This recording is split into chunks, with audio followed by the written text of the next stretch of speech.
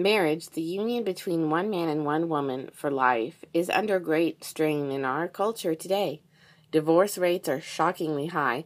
Homosexuality and transgender identification are widely celebrated. This should be no surprise to anyone who reads the Bible, because ever since the fall, marriage, God's way, has been under attack. Homosexuality was rampant in Sodom and Gomorrah. Ezra, Nehemiah, and Malachi all decried the rash of divorces in ancient Israel, and those attacks continue to today. How do we lose sight of God's gift of faithful, life-giving marriages?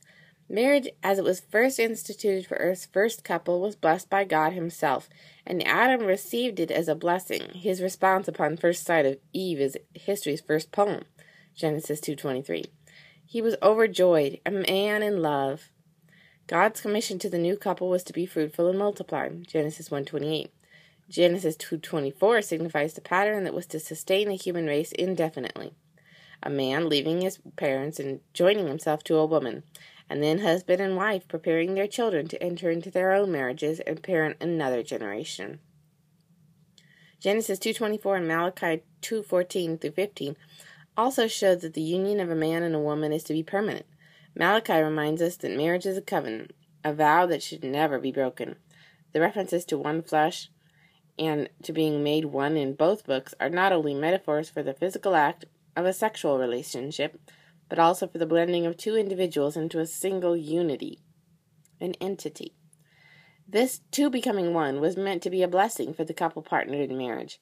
Throughout the Old Testament, there are songs, poems, and stories of lovers who passionately pursue their beloved and enjoy the fruits of the marital bed, such as Proverbs 5:18-20 and the Song of Solomon. Faithful love is celebrated as something that grows over time and does not diminish. Marital infidelity, as in the book of Hosea, grieves both God and family. Although some ancient fathers took multiple wives for themselves, like Jacob, David, 2 Samuel 5:13 tells us this. Solomon, 1 Kings 11:1-13 tells us this. Esau, Genesis 26:34, and Gideon, Judges 8:30. Scripture is clear that God's original command regarding marriage was for one man and one woman to be joined, and the consistent teaching of the New Testament is for the husband and the wife to be exclusively faithful to one another within the marriage bond. Jesus taught further about the one flesh metaphor by saying that once married, they are no longer two, but one flesh. Therefore, what God has joined together, let not man separate. Matthew 19:6. Divorce was not part of God's divine plan because of the pain, disorder, and confusion it introduces into people's lives. Divorce also disrupts the orderly succession of values from one generation to the next. When lived according to God's design, marriage blesses and builds up its partners, as well as families, society, even the church. It should be honored and treated as the covenant relationship that it is.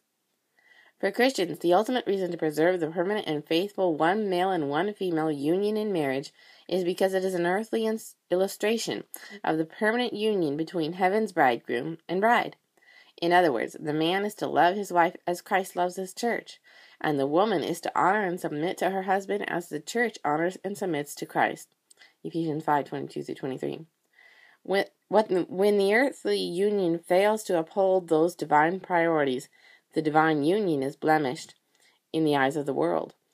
Even more, God's people miss the great gifts of peace, pleasure, and partnership with God in earth's most life-giving relationship.